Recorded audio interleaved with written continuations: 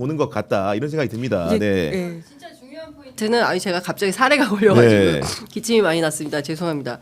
그 중요한 포인트는 도대체 그래서 친윤 친한의 갈등은 언제 끝나는 거냐. 그러니까 그 끊임없이 권력 투쟁에만 골몰하느라고 정말 정치의 본질인 그 국민들의 어떤 편안한 삶에 대해서는 안중이 없는 거 아니냐라는 비판이 계속 나오고 있지 않습니까? 네. 근데 지지율이 떨어져도 무감각하고 문제적 상황이 발생해도 에라 모르겠다 거의 이런 분위기니까 네. 이게 지금 그 방법이 없다 이런 네. 얘기까지 나오는 것 같습니다. 그러다 보니까 이제 야당에서는 좀 꽃놀이패를 졌다라고 생각을 하고 있는 것 같아요. 그러니까 참 이 정치가 다이나믹한 게 지난주까지만 하더라도 야당의 어두운 기운이 막 가 있었다가 또 이번 주에는 또 이제 여당의 어두운 기운이 막 가고 있는 상황인 거거든요. 그러니까 당장 김건희 특검법 재의결을 미뤄가지고는 좀 여권의 내분을 좀 살펴보겠다라고 하는 거 플러스 한동훈 대표를 향해서도 지금 야당에서 또 약간 공세를 하고 있는 게 한동훈 특검법도 지금 뭐 아까 박은정 의원 왔다 가셨는데 네.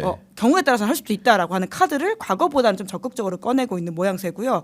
어제 채널A 단독 보도를 보니까 또 한동훈 대표의 말 바꾼 사례를 좀 모아 가지고 오라라고 비공개 최고위원회에서 민주당의 이야기가 나왔다고 하더라고요. 네. 그러니까 지금 양쪽을 모두 압박하는 심지어 이제 검찰까지도 탄핵 카드를 꺼내면서 굉장히 이 공세 수위를 올리고 있는 상황으로 가고 있는 것이죠. 그렇습니다. 네.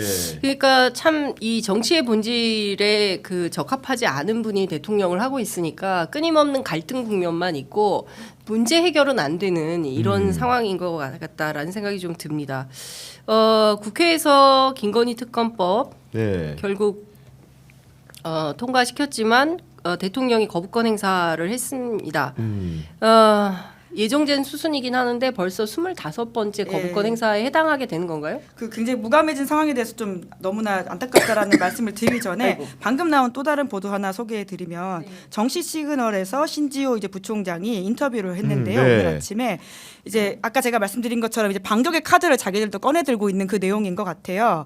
김건희 여사의 고모도 당원 게시판에다가 한동훈 대표를 향해서 비난하는 글을 썼다 이런 이야기면서 진짜요? 예. 뭐이 벼락 맞아 뭐 땡땡할 집안이랑까지 말까지 했다라는 식의 이야기를 하면서 야. 정말 공멸의 각오로 가고 있는 게 아닌가. 제가 네. 누차 말씀드렸지만 한동훈 윤석열 두 사람의 관계는 윈윈 아니면 루즈루즈입니다. 둘이 같이 잘 되거나 같이 잘 안 되는 거지 이런 식으로 누가 하나 이기겠다고 하는 싸움은 결국 같이 망하는 길로 간다. 이런 상황으로 다시금 좀 말씀드리고 싶습니다. 지금 그 비난의 수위가 사실 욕설이네요. 예, 욕설이고 이거는 김건희 여사 고모기 때문에 사실상 윤석열 대통령보다는 김건희 여사와 한동훈 대표의 갈등으로 봐야 되는 거 아닙니까? 아니, 왜냐면은 지금 기본적으로 한동훈 대표가 자기를 죽이기 했던 시도의 근거로 들고 있는 두 가지인데 하나는 이제 비대위원장을 마친 다음에 총선 패배 이후에 말 그대로 백서를 작성하는 과정에서 본인에 관련된 여론조사가 있었다.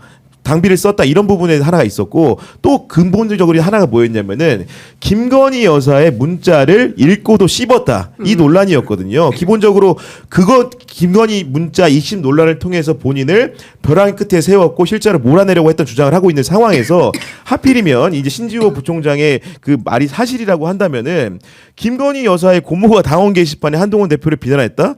이거는 정말로 아까 말한 대로 윤석열 대통령과 한동훈 그 대표의 관계도 있지만 그 대리인이라고 할 수 있는 김건희 여사와 또 한동훈 대표의 전선이 또 다시 한번 그어지는 네. 어떻게 보면 김건희 여사를 지금 대통령실은 지우고 싶어하는 판국에 새롭게 전면에 등장시키는 악수라고 보여집니다. 네. 아니 그런데 진짜 대한민국이 어쩌다가 이렇게 김건희 여사, 한동훈 대표, 윤석열 대통령 어떤 이런 세 사람의 사사로운 감정 싸움에 이렇게 대한민국 전체의 운명이 휘청휘청거려야 네. 되는 건지 진짜 정치 수준이 너무 좀 떨어졌다라는 그러니까요. 이야기를 할 예, 수밖에 예. 없고요. 아니 그러니까 공익성이나 공공의 마인드가 있으면 이렇게까지 대응을 할 수 있는 건가요? 너 하나 죽을 때까지 내가 정말 끝까지 뭐 해보겠다 그러니까. 이런 태도인 것인데 이것이 정말 우리 사회의 아주 중요한 가치에 대한 말씀하신 것처럼 공적 가치를 띠고 있는 사안이 네. 아니잖아요. 그러니까 예를 들어서 우리가 뭐 나라를 더 성장하기 위해서 어떤 가치, 어떤 정책에 더 무엇을 할 것인지에 대해서 지금 치열하게 다퉈가지고 서로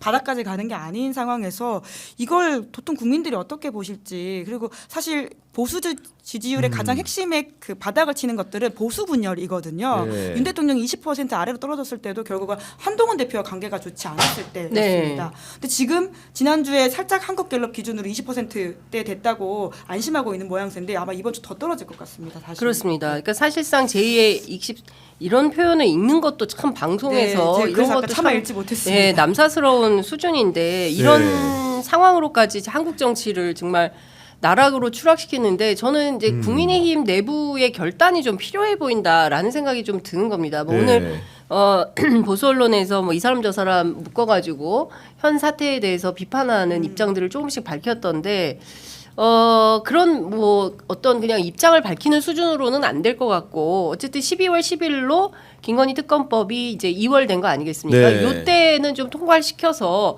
이 국면에 대해서 마침표를 찍고 그리고 좀 새로운 보수로 나아가는 그런 대장정을 좀 해야 되는 거 아닙니까? 근데 결국은 이게 그 국민적 여망이라는 것은 최혜병 사건도 마찬가지고 김건희 여사에 관련된 각종 의혹에 대해서 결국은 뭔가 그 풀어야 된다는 겁니다. 풀려면 방법이라는 것이 여러 가지 앞에 전술했던 뭐 권익이라든가 정보기관의 조사로는 안 끝났기 때문에 특검을 통해서 뭔가 좀 의혹 규명을 정확하게 해서 실체를 명명백백하게 밝혀라 이런 요구를 하는 상황이고 그런 것들이 결국은 특검법이 한 차례도 아니고 두 차례도 아니고 지금 세 번째 특검법이 와가지고 여기에 대해서도 이제 재의결 재표결을 앞두고 있는 상황 아니겠습니까? 그렇기 때문에 국민의힘 내부에서도 이 문제는 뭔가 끝내고 다음 스텝으로 넘어가는 것이 보수 정치를 위해서도 굉장히 좋은 일인데 결국은 또 제가 보기에는 이 자중 질환 속에서도 이 문제로는 일치 단결할 가능성이 좀 높아 보인다는 것이 우리 정치의 비극인 것이 아닌가라는 생각을 하게 되는 것이고 민주당 같은 경우에는 뭔가 시간을 주고 뭔가 여한을 주게 되면은 내부에서 좀 다른 이탈표들 8표 이상의 이탈표가 있다고 기대를 하는 것 같은데 또 이제 이 문제로 오히려 역결집하는 현상이 생기지 않을까라는 관측을 좀 조심스럽게 하게 됩니다. 그러니까 치킨 게임으로 갔다가 결국은 대충 수습하고 김건희 여사 특검법 막자라고 하는 식의 결론으로 간다면 그러니까 보수가 쇄신은커녕 더욱더 바닥을 치고 있다라는 말을 할 수밖에 없을 것 같고요.